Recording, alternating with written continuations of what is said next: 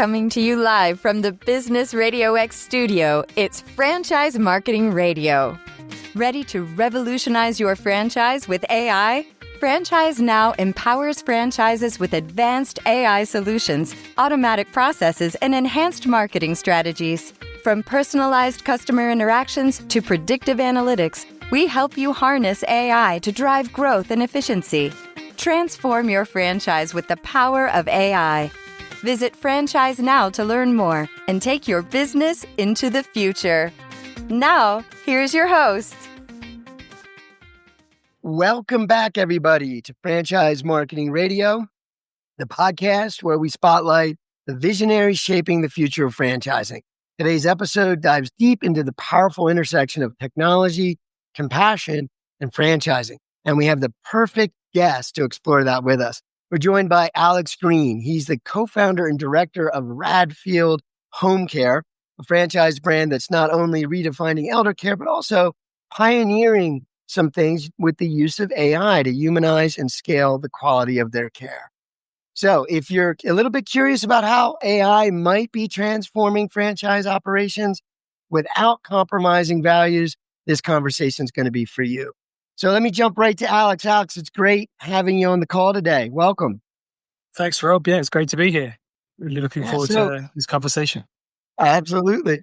Absolutely. I love that. And I always like to start with, how did you wind up being Alex Green, the Alex Green of 2025, this amazing brand? You obviously have done a lot to get here. So why don't we talk about how it all came to be and the thought of franchising? How did that come to be as well? Of course, yeah. So my sister Hannah and I were lucky to have a childhood that was quite unique. So my parents in 1982 decided to set up a care home, a small care home for around 18 residents. And so we lived there. I was 10, my sister was 7. We grew up in a care home full of lots of lovely older people. And the thing, I think, reflecting back now is those guys, the people we lived with, they were Victorian. So they lived under Queen Victoria, which is going back quite a long time. So they were a very different generation to ours. But the lessons that we had in terms of growing up in a care setting from our mum who created all those values were really invaluable. And that's what set us on the path to doing what we do now. So Hannah went off and became a doctor. I went off and worked in financial services, ran charities, did some stuff with blockchain and all sorts of craziness.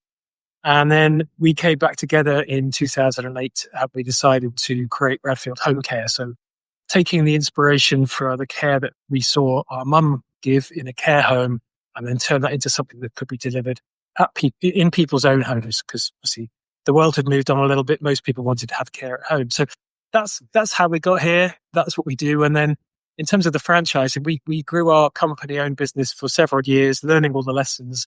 And then we kind of hit a point where we realized that if we wanted to scale the business and find people who had the same passion for care that we did, franchising was the best way. Not going out looking for employees and doing the company own way, but if people bought into us and bought into the business, then those guys were the ones we needed to find. And so franchising took off there really in 2017. We started franchising and we've been growing the franchise network ever since. Wow. So let's just real quick. I mean, that first part was very unique, growing up in a care home scenario. Any lessons learned by being around all those folks? Anything that stays with you today? Yeah, I mean, one lesson is, don't run up and down the stairs and make a lot of noise because you get shouted at. Yeah, there you go. that might be a feature. That might be a feature people care about, right? Yeah, definitely.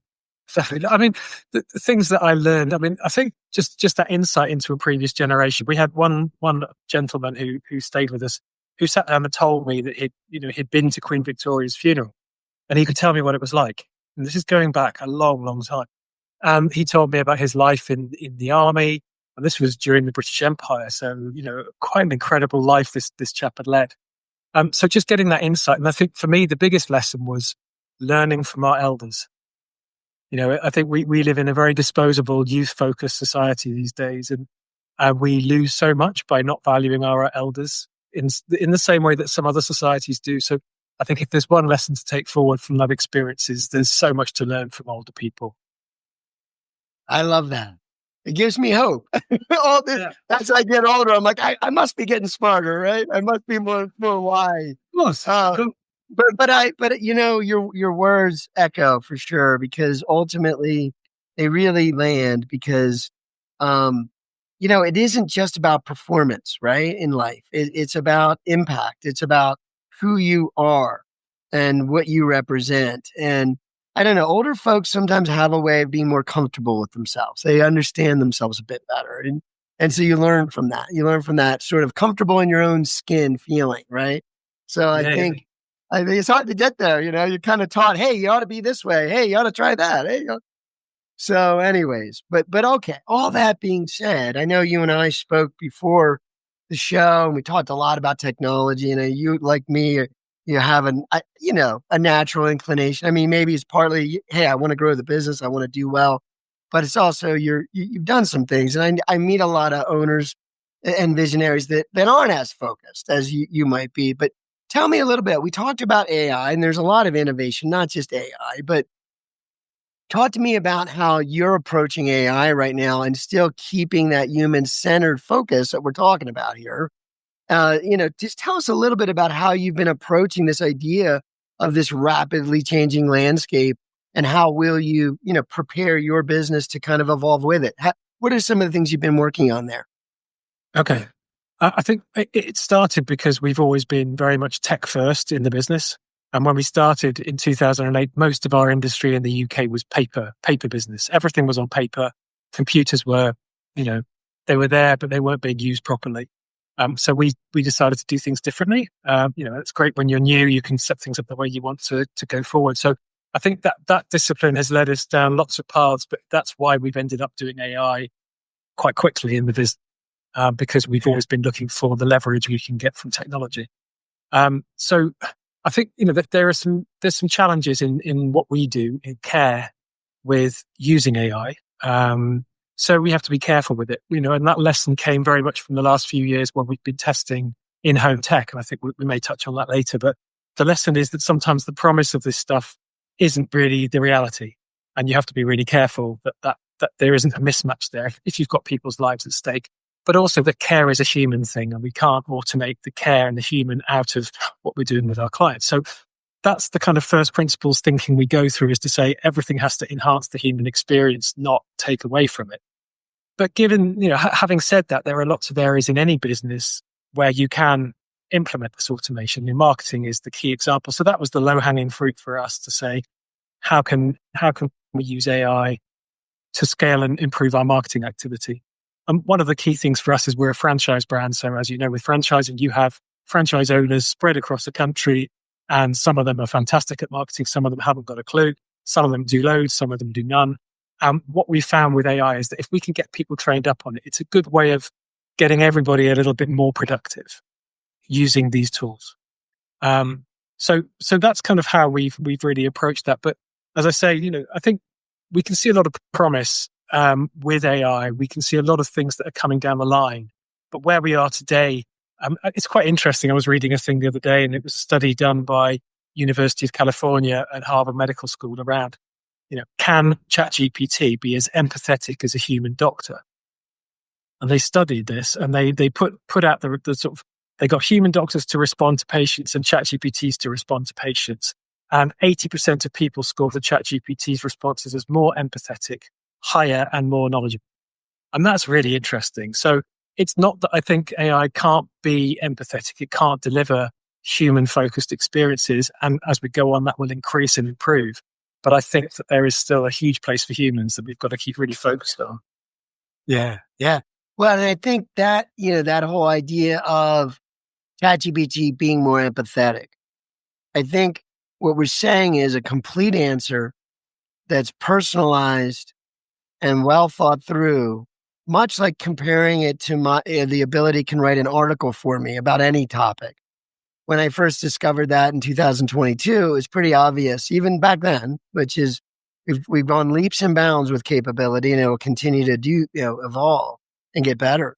But even back then, we kind of knew, man, it can write a long article way better than me. I mean, I can edit it, and maybe I need to put it back on the rail a little bit, but man, that's pretty good writing, right? Yeah. And so I had the same experience with a doctor. I'd asked him some questions after a pretty routine surgery for me. And it was good answers, routine answers. But, he's standing there thinking, okay, I've got to get to my next patient, right? He's on his rounds. He's flowing, right? I'm thinking, I know he can't just sit here and have a long conversation for too long, right? He's going to answer some questions. And so he did. And I went back and I decided to ask ChatGPT the same questions. And what I felt was a feeling of completeness. Like it really understood. It went a little bit further, kind of like it went the extra mile, where maybe not people have those extra 15 minutes right now in this world we are currently in. I don't think it'll always be that way, because it's almost like if we give AI some room, we can then have more time. So it's interesting because we're not really trying to replace that more human impact that I just mentioned, but yet it does it well. So the question is, how much time can we save? And so we can spend more human interaction to give the person the feeling that, hey, this person really cares about me. This doctor, this company, this organization truly cares. So I think it's just being careful and deliberate about how you're communicating so people feel cared for. It really doesn't matter if you use AI, as long as they see why you did it that way, because you can care for them better. And I think as long as they see that, they won't feel like you're being, I'm stepping away because I just don't want to spend time with you. It's not about that.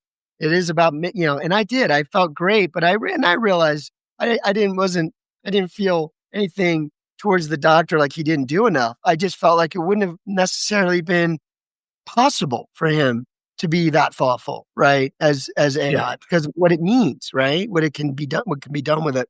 So anyway, cool. That's exactly it, I think. So with the marketing, kind of zeroing back on the marketing a bit, tell me a little bit about that. Like you mentioned something very profound about, just give everybody on the team the ability to just maybe raise their game a little. What is the one thing they have to do each day that might involve content creation?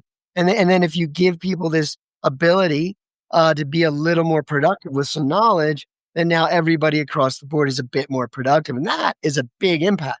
So tell me more about how you've zeroed in on marketing capability and what were the low-hanging fruit? Like, for instance, I'll tell you, I know in this space, and I do work in senior care too, it's about storytelling, right? It really is more about sharing those impact moments with families and children of parents and different things that occur, right? As you're helping them.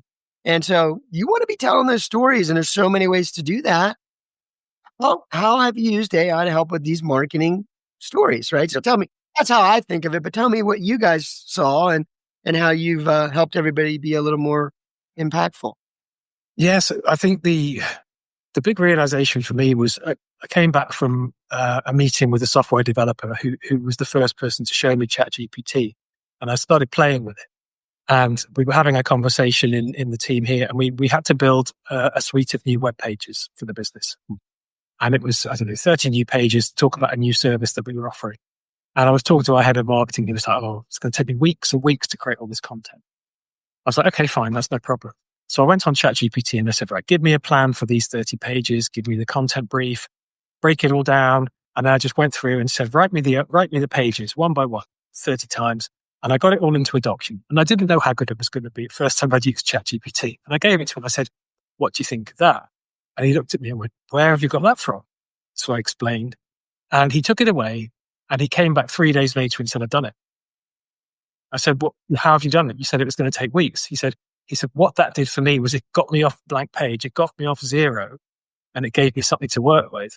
And it's much easier to edit something than it is to create from scratch. So we saved 3 weeks, got it down to 3 days and launched some new web pages. So that was the real insight to say, okay, this is one way we can use this. I think the more impactful thing is a kind of, I've had so many conversations with people where they've said, oh, ChatGPT, yeah, but it's rubbish. It writes rubbish. I'm like, yeah, it does. If you prompt it with rubbish, garbage in, garbage out, it's absolutely like that. So we really took that to heart. So we've created, very detailed prompts, libraries of prompts for different scenarios. And one of the ones we did, because our franchisees come from all walks of life, and we want them to write great articles because content is so important about selling your business locally. It's no good us just spouting off nationally and saying, oh, this is who we are as a brand. they have to do that in their town or their city and their village to say, this is who we are, who we're here. So we created a prompt in ChatGPT that turned ChatGPT into a journalist.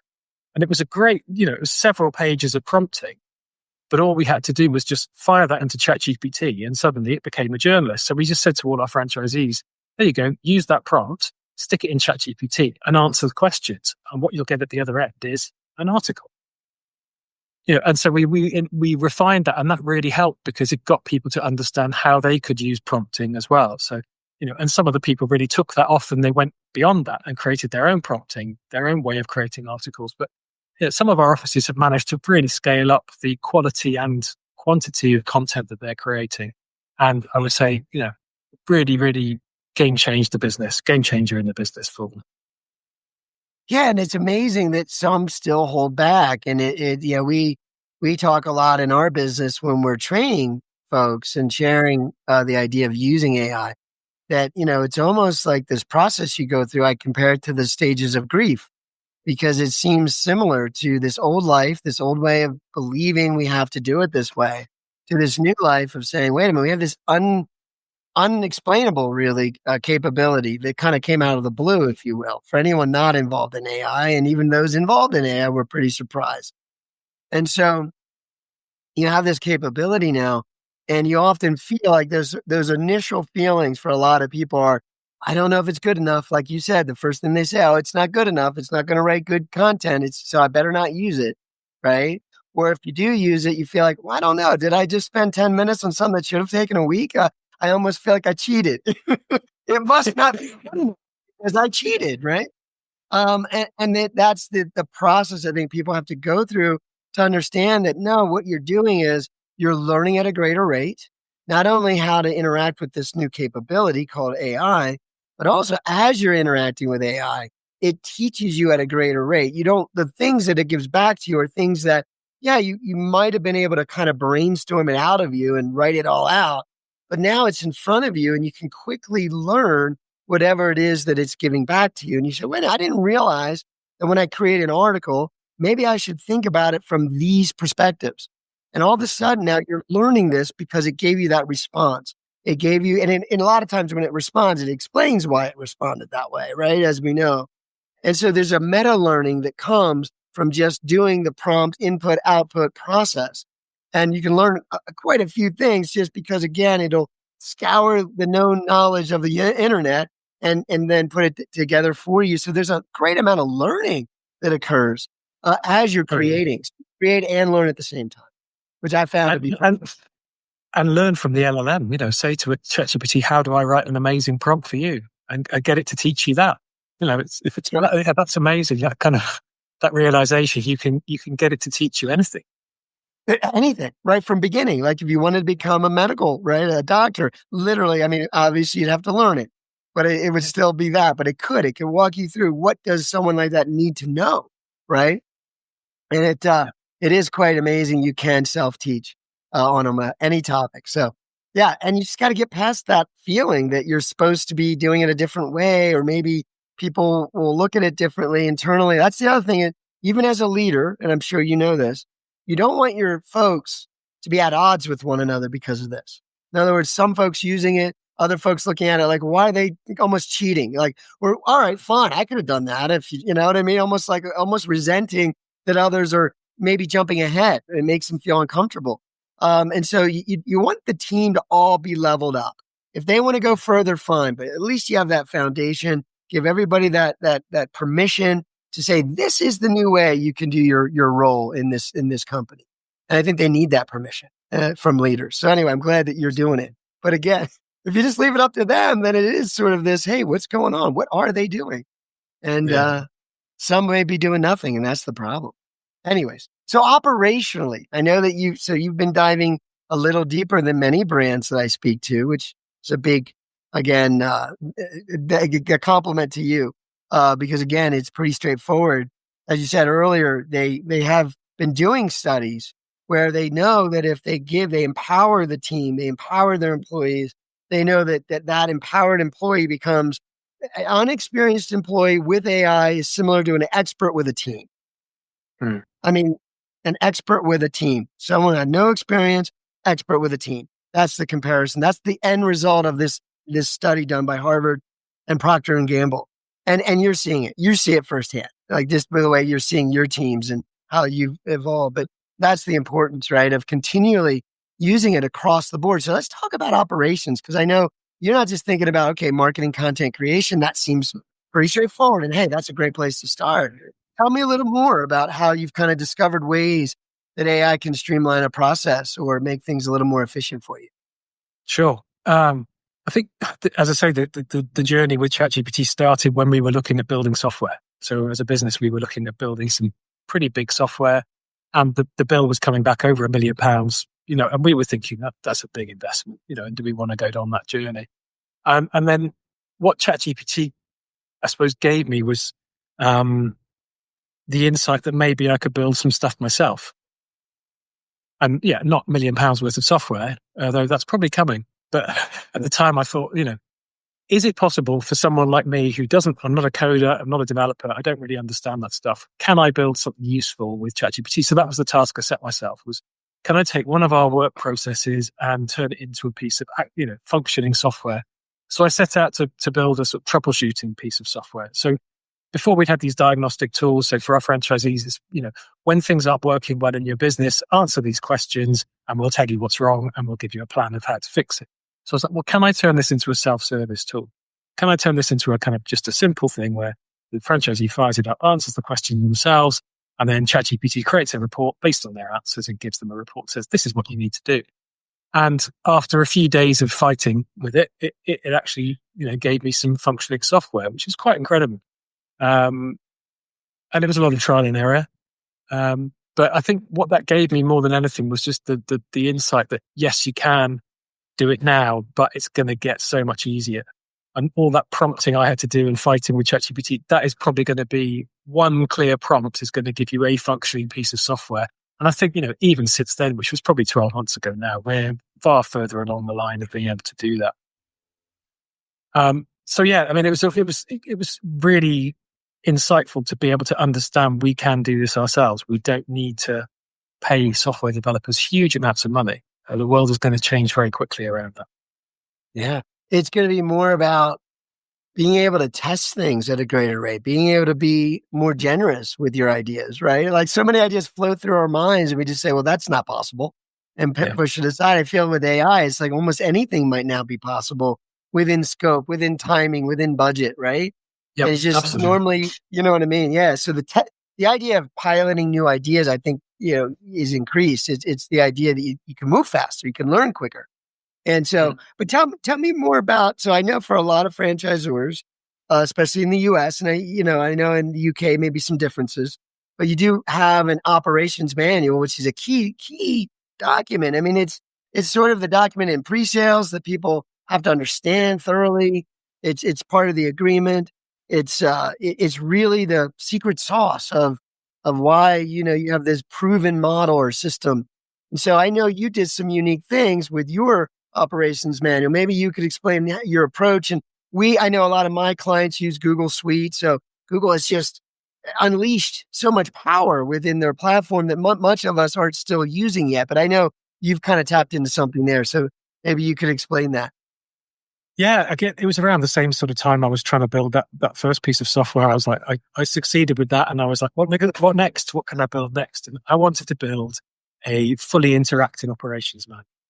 Because so often our team were getting the phone calls from franchisees, how do I do this? How do I do that? And it's like, well, it's in the operations manual. If only you'd read it. And they're like, yeah, but it's a long document. I don't have time. So I was like, okay, let's create something interactive.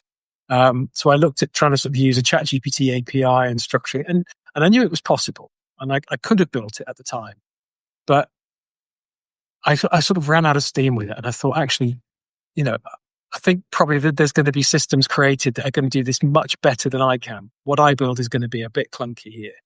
And I suppose what happened off the back of that was within a few weeks of me making that decision, Google launched Notebook LM, which again created a product that was exactly what I was trying to build, where you can upload a load of documents and it turns it into a little LLM. It understands all those documents.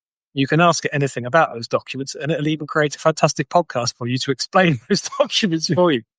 So I was like, okay, that's really interesting. So I stopped all the sort of developing it myself. I think at the time we were looking at it and it was still a beta version and you couldn't kind of make it private. You couldn't secure it. So I think now that is possible. So I think that's what we're looking at doing now, is comprehensively rolling that out as, a fully interactive operations manual with it all built into Google LM. But what we were telling our franchisees, just do this, take all the ops manuals, stick them into your own version of Google LM and use it. Why not? Yeah. Then it'll give you. Why not? Yeah. So easy. But I think that's a great lesson as well. Something I hear quite a lot now from people I listen to a podcast is, if you're trying to build something today and it's not out there, the best thing to do isn't to try and build it, is to wait a couple of months, because it'll probably appear. The rate of change and progress is so quick at the moment. It's like, if it's not there now, it'll be there in 6 months. So just hang on. Yeah, I think anything in the digital world that we've now created over the last 30 plus years, if you call 1991 the first HTML website, like, think of that. And that was when we took what was then the internet and made it sort of this thing that all of us could maybe use. And that's 34 years now. And pretty much everything we've created over that span of time, anything digital, anything valuable that we've created, now use every day and depend on, and have to work with people like myself, technology people and services. And we're transforming all of that into a natural language. It's almost like speaking. You think of R2-D2, or you think of these robots we've had in popular culture, like having an assistant like that knows everything you needed to know and can do everything in digital you needed to do, can use all the same tools you need to use every day. And now just thinking that capability is right around now. Like and it's just about society now evolving and getting used to things. But that is sort of what it is. It's like, it's not limited to anything but what you think and how you communicate. So your natural language, your natural ability to communicate, your ability to be creative and document, and that's what you want to work on, because there won't be anything you can't then go and get going. As you said, that first version to kind of get you off that sticking point. But that is kind of mind-blowing. Anything, right? Anything we think of can be done digitally, just with natural communication. That's kind of hard to get your head around when you think about it. But it's almost there. But you're right. In a maybe a year, maybe two, I don't know. I think at that point, you're focusing a lot on what I said, really having these strategies and plans well documented, and then having AI really take that down the road that you need to take it down. But start with that. Don't start in yourself without AI. Start AI first, and it'll take you where you need to go. It's going to get easier, as you say. Absolutely. Absolutely. So with all these innovations, and I just said a lot of things, as you and I know from using it, it sounds like a lot of your franchisees are pretty well versed, or at least getting there, right? But still, when you onboard, or when you bring someone new into the culture now, how do you? Because I know prior to, say, AI, adoption with technology would be really hard, right? It's always a challenge for most brands, right? So how are you facing this? I know you still have that. It's not like everything went away and they don't have to use software and use certain processes. But how now are you getting people used to using technology with this idea that, hey, I never even heard of AI. I don't even know. I'm not technical. I have a huge heart. I want to serve. But like, how do you get them now on board with this? No, really, you don't have to be technical, right? Almost like they won't believe you. But like, yeah, how are you now onboarding people into this new world of using AI? I think it goes back to what you were just saying. It's about natural language. And the thing, if you've got a really complicated piece of care logistics software, it takes a lot to learn it. There's so many buttons, so many switches, so many ways of doing it. But the beauty of ChatGPT and all the others is it's a natural language interface. It's like, and I think this is why it's going to disproportionately benefit the older generations. Everyone will benefit, but it's so accessible.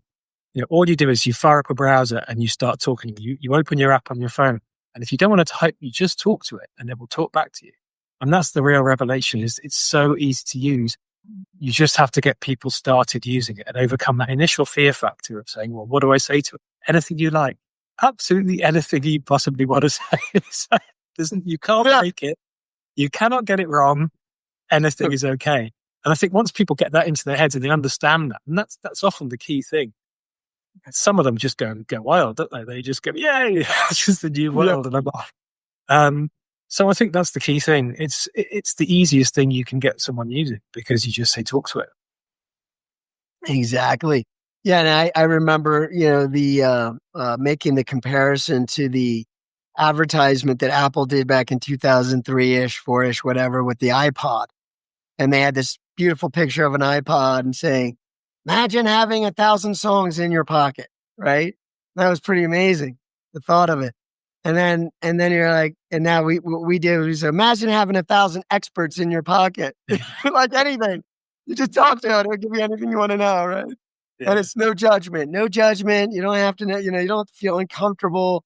I just don't think that level of sort of being similar to it being a human assistant, but also this idea that there is no budget. There's no, hey, I'm taking too much of their time, or I'm asking too many questions, or, we always have to say to people, there's no dumb questions. There's no stupid questions. You know what I mean?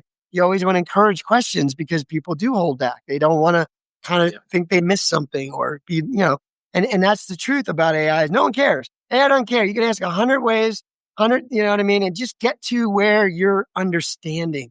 And now you can flow. There's no judgment. Just do it. Just go learn. And to me, that's a breakthrough. Yeah. That's a breakthrough in and of itself. It really is. It really is. It's so important to get that through to people. And I think it's also teaching them how to think. It's how to ask the question. Is if you ask one question, you're only going to get a limited answer. If you set that question up, if you give it context, if you give it information, if you explain what you're trying to do in more detail, you'll get a much more nuanced, deep answer out. So it's learning how to actually ask the question. But basically, it's just learning how to think, learning how to speak, and learning how to get the best out of the AI. Yeah, exactly. Yeah. And in doing that, you learn how to communicate better. It's like there's no. It's amazing the way it can, again, meta learning. When the more you use AI, the smarter you get, in my opinion. So that's beautiful. So with now, I know in senior care, there's other concerns or thinking, right? So the delivery of the service is very much, again, about relationships, about trust, about outcomes, being, working through, and there's a lot to be concerned about. There's safety, and, folks are at home, mom or dad are at home. We know that there's some risks sometimes depending on the circumstances. And so how are you seeing AI doing some things that are innovative around home monitoring, or where do you see things moving there, where you're kind of helping even provide another level of comfort to the families and to the seniors themselves? Yeah, there's some really interesting developments coming down the line for that stuff. I think, one of the big things we have to be aware of is GDPR in the UK and Europe. We have this data protection. You have the same, similar in America. But, LLMs, obviously, you start firing confidential patient information into an LLM, and that's not going to end well. So you either have to be using a very secure system if you're going to be using an LLM at all, or be very careful about making things, confidential. So I think there are some challenges around that, but stuff we're seeing coming down the line is certainly around the use of big data. So there's some really interesting things when care providers use software to do care planning. There's one company in the UK that is developing a system where they hope to have a very large data set of all the patients. So they will know when that patient was first recorded on a system, what they were presenting with in terms of symptoms, conditions, medications, the home environment. And they will be able to track the progress of that patient over time. And the promise of that, I think, is that once that data set is matured, when you go to the system to enter in your new patient data, it will be able to say to you, well, based on 10,000 people that we've seen who are presenting with this situation, these are some things you want to watch out for, because so many, a higher percentage of patients had these things happen to them. They may have had a stroke within 6 months, or a fall within 6 months, or whatever else. So that predictive healthcare is huge potential. We're not there yet, but there's a lot of potential and promise coming down the line with that. You can see the benefit. Yeah. And I think with the home monitoring tech, and we've been testing systems now for 4 or 5 years. And again, it's around that kind of spotting problems before people know that they have problems. The real promise of it is keeping people safer from that sense. So, when patterns of behavior change, it's usually an indication that there's something going on. So maybe if someone's getting up in the night more often to go to the loo, then that could be an indication that there's something wrong with a urine infection, something like that. And with older people, we know how damaging urine infections can be, hospitalization, illness, it doesn't usually end well. So if we can avoid people progressing to the point where they need hospitalization because of some sensors in the home, and we can get antibiotics in sooner, and we can cure that UTI quicker, that's an incredible benefit for the patient. So again, we've tested a lot of these systems. Again, I'd say they're not quite there yet. We haven't been able to kind of really replicate the benefit, but it shouldn't be far. It shouldn't be long before these systems are there, and that's a real impact for patient safety. Yeah, no doubt, no doubt. Yeah, I know in America there's some things they're doing now where they can kind of pick up on certain patterns, and they're doing it in a secure way and they're doing it in a safe way. But yeah, just making being at home, aging in place safer and easier to do. And I think most anyone wants to do that, assuming home is an established home and place where mom and dad have been a long time. And so that is important. So just in everything we shared, we talked a little bit about marketing, a little bit about operations. This obviously affects how, when you recruit and you bring people in, is there any stories that you are starting to think about sharing about AI, how AI made things easier or made a journey for a franchisee a little bit better? Like, man, they learned that quick, or wow, they were able to make that breakthrough happen faster. Is there anything you'd want to share now that you've kind of started to mention to some of the new candidates, or do they ask questions sometimes about AI and where this technology is going? Yeah, we've integrated it into our training for new franchisees. So it's become part of the business now. It's integrated throughout, everything we do. So, that becomes part of their induction and training.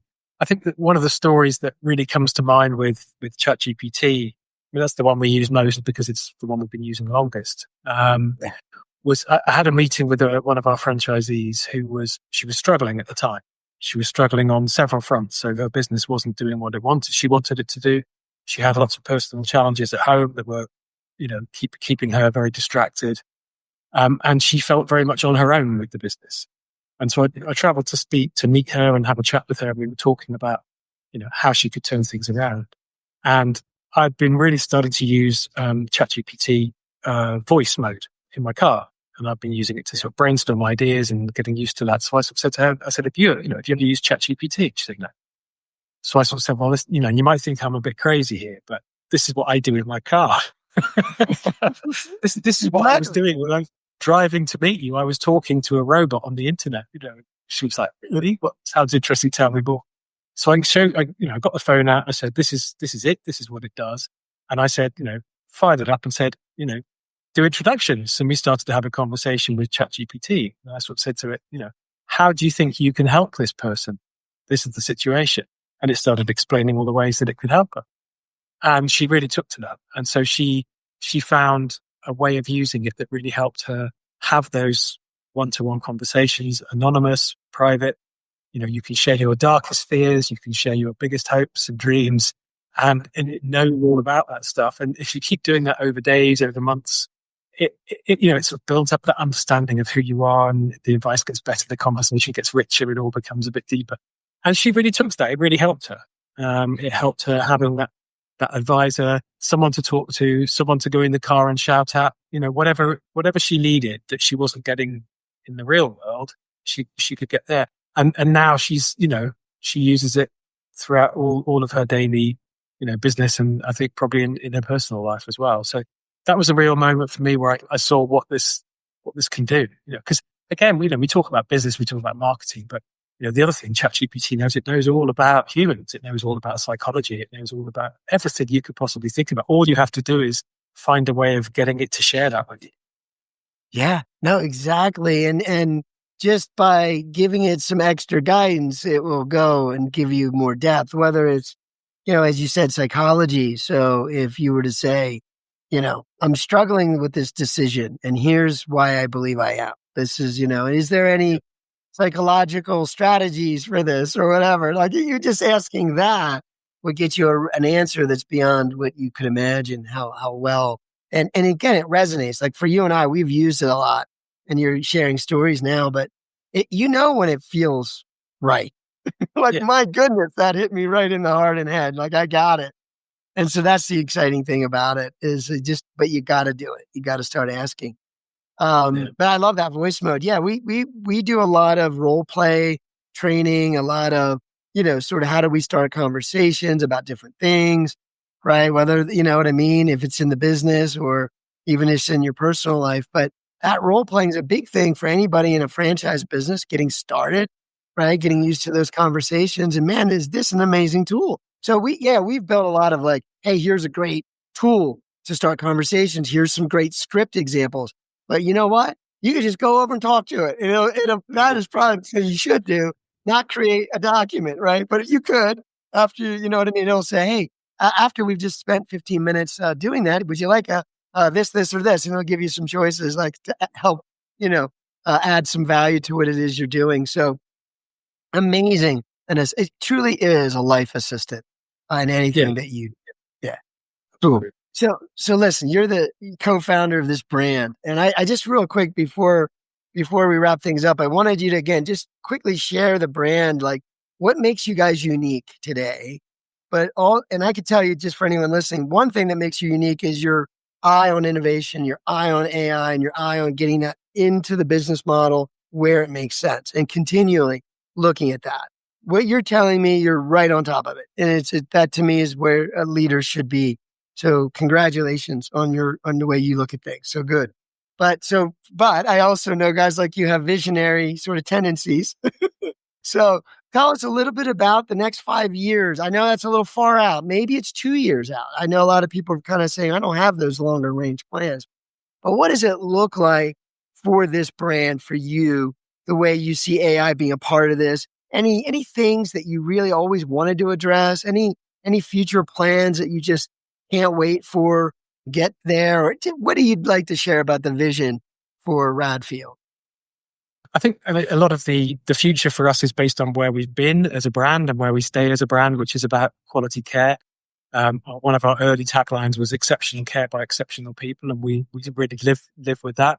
We're in the business of helping our nation age well. That's what we do. We want aging to be a positive experience. And I think one of the things that we really focus on is how do we do that going ahead? With the promise of robotics coming into the home. So Tesla with the Optimus robot, Figure AI, you see these incredible developments of robots. The price point looks like it's going to be affordable for a lot of people. Robots in the home doing your chores and housework. Amazing. Amazing future lies ahead of us. But I still think that people will need and want care, humans in that care journey. And so for us, it's kind of being really clear about that. And that's why humans come first for us as a brand.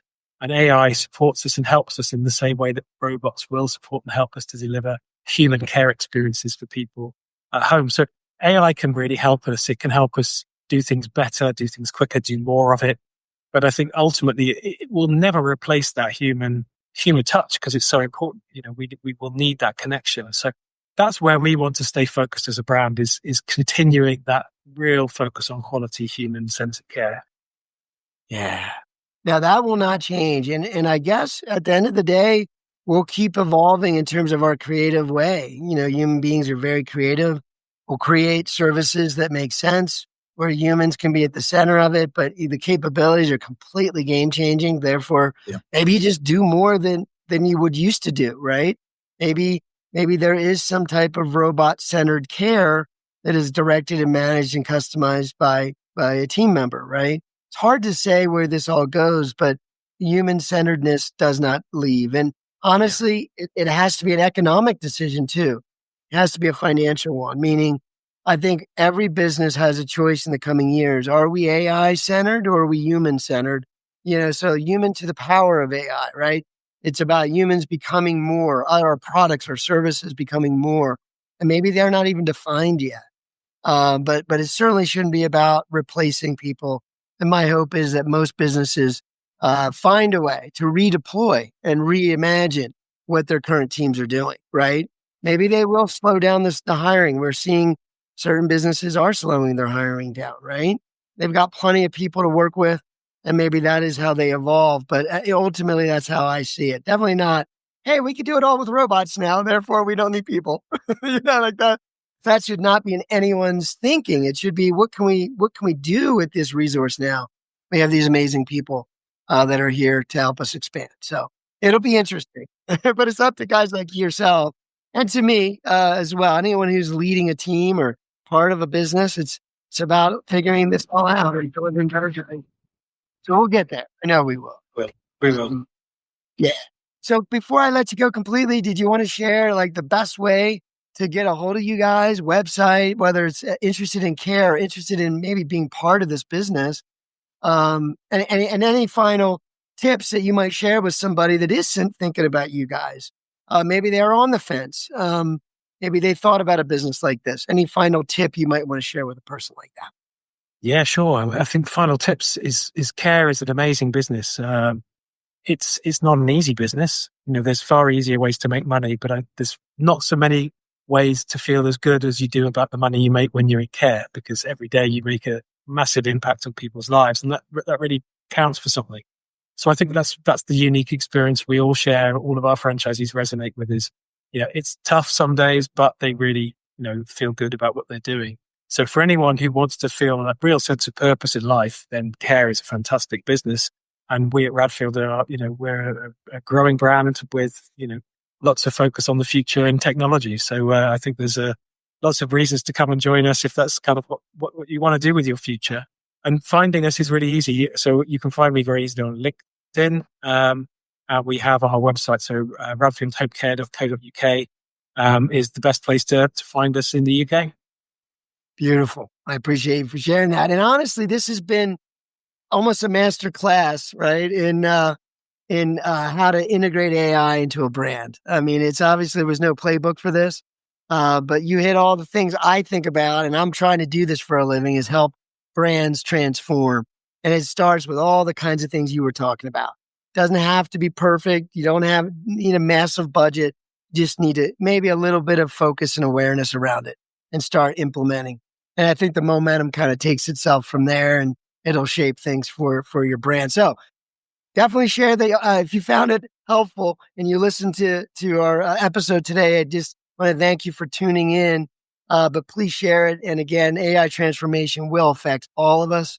And again, Alex, it's been a pleasure having you on the show. And thanks again. Thanks a lot, Rob. Great pleasure.